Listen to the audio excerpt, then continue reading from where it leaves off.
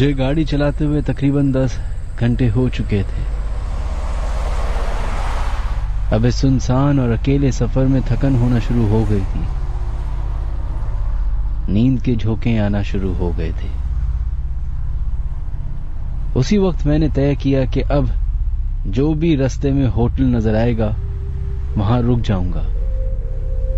آرام کے بعد صبح سویرے لاہور کے لیے سفر شروع کر دوں گا دوبارہ. میرا کام ہی کچھ ایسا ہے کہ مجھے ایک شہر سے دوسرے شہر سفر کرنا پڑتا ہے اور اب یہ معمول بن چکا تھا میرا. خیر، مزید 1 گھنٹے گاڑی چلانے کے بعد جب مجھے ایک ہوٹل نظر آیا تو میں نے وہاں رکنے کا ارادہ کر لیا. رات کے تقریباً 2:30 بج رہے تھے. ہوٹل کے سامنے گاڑی پارک کی اور ارد گرد کا جائزہ لینا شروع کر دیا. دکھنے میں وہ ہوٹل اور اس کے ارد گرد کا ماحول سب نارمل لگ رہا تھا. اپنا سامان نکالا اور میں ہوٹل کے اندر چلا گیا. جیسے ہی ہوٹل کے اندر داخل ہوا تو نظارہ ہی کچھ الگ تھا. جو ہوٹل باہر سے ایک نارمل سا ہوٹل لگ رہا تھا اندر سے اتنا ہی عالیشان تھا. ریسپشن پر پہنچ کر کمرہ بک کروایا اور ریسپشنسٹ سے مجھے روم نمبر 209 کی چابی دے دی گئی. میرا کمرہ 2nd فلور پہ تھا اور لفٹ نہ چلنے کی صورت میں سیڑھیوں سے اپنے کمرے تک جانا پڑا. جیسے ہی 2nd فلور پر پہنچا تو پتہ چلا اس فلور کا آخری کمرہ جو کوریڈور کے بالکل آخر میں تھا وہ روم نمبر 209 ہے. اپنے کمرے تک پہنچنے کے لیے مجھے اس کوریڈور کو کراس کرتے ہوئے جانا تھا. خیر، جیسے جیسے اپنے کمرے کے قریب پہنچ رہا تھا ویسے ویسے مجھے عورتوں کے باتیں کرنے کی آوازیں آنا شروع ہو گئی تھیں.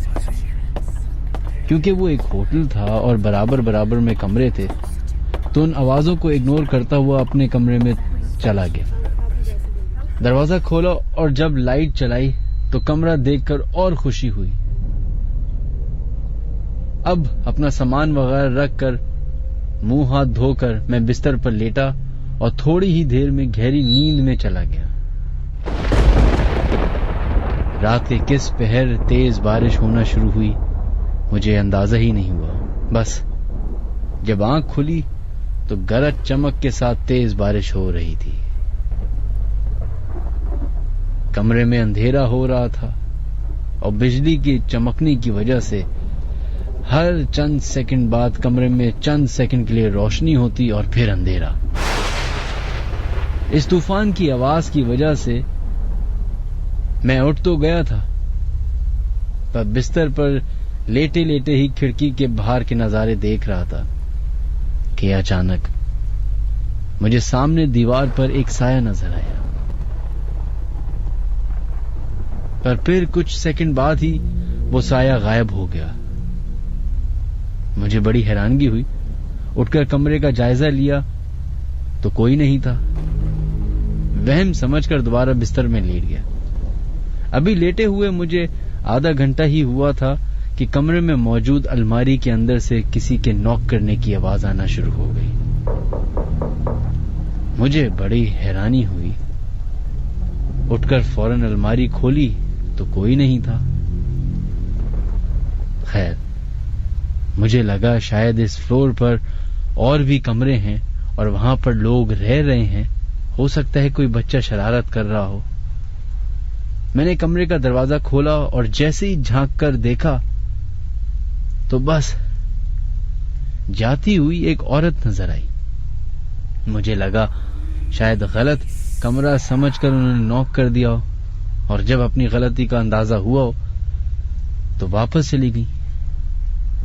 میں نے بھی کچھ پوچھے بغیر دروازہ بند کر دیا. لیکن اس دفعہ جب میں بستر پر لیٹا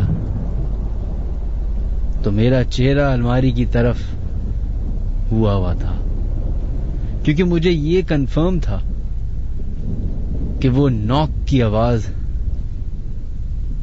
اسی الماری سے آئی تھی.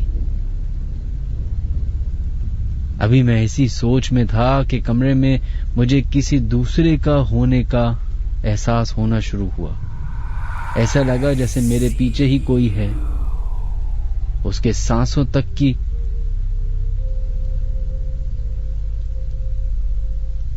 آواز مجھے فیل ہو رہی تھی.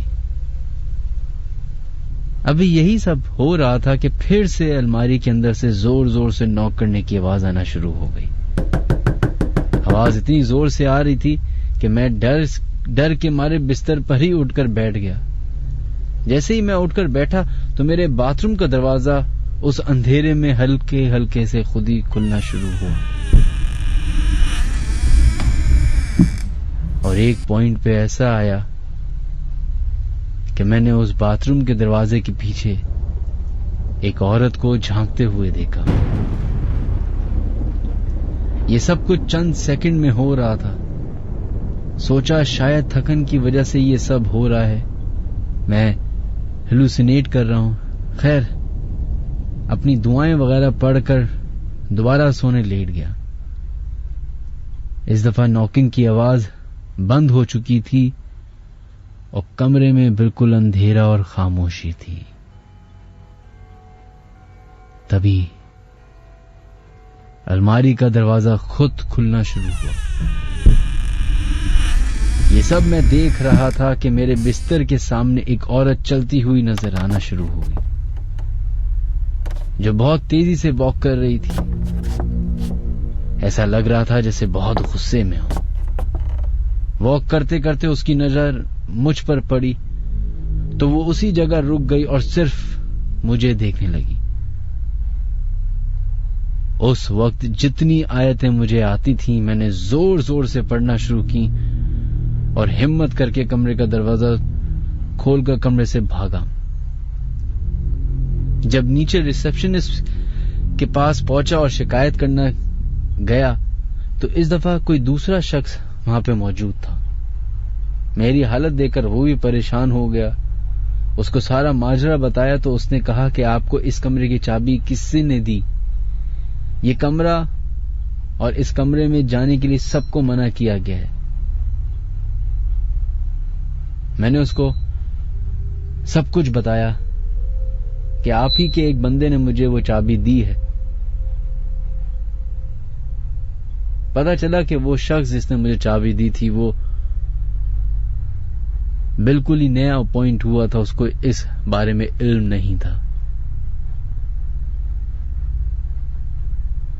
خیر ہوٹل والوں نے فوراً مجھے دوسرا کمرہ کر کے دیا,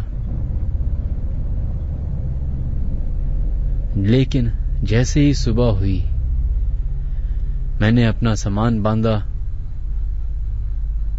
اور لاہور کے لیے دوبارہ سفر کرنا شروع کرنے کی کوشش ہی کر رہا تھا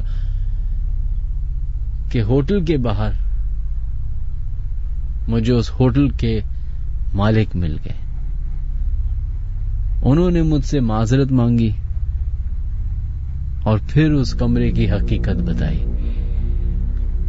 وہ کہتے ہیں کہ یہ کمرہ تقریباً 10-11 سالوں سے بند ہے. اس کو جان بوجھ کر بند کر دیا گیا ہے. یہاں تک کہ سیکنڈ فلور پہ بھی ہم کسی کو روم نہیں دیتے, کیونکہ کسی زمانے میں ایک عورت کا اس کمرے کے اندر ریپ اور پھر قتل کر دیا گیا تھا.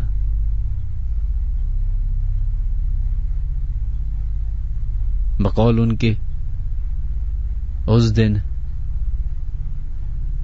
اس سیکنڈ فلور پہ سارے کمرے خالی تھے اور ایک نئے امپلائی کی وجہ سے, اس کی غلطی کی وجہ سے مجھے وہ کمرہ دے دیا گیا تھا.